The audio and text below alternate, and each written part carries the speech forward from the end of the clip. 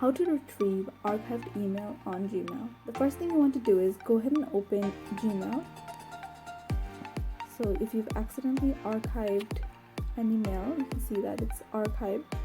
Or if you long press here and you press this button, it'll archive your conversation. If you want to retrieve the mail that you've just archived, go ahead and press this 3 bar at the top left corner and then click on all mail right here.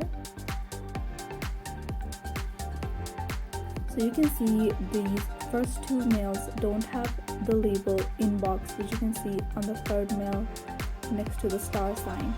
So if you want to retrieve this email that has been archived, go ahead and press on it, and then you can see after the title it has that add label option. So click on add label and then go ahead and press inbox, and then you can press OK. So you can see now it's back in your all mail right here. So that is how to retrieve archived email on Gmail.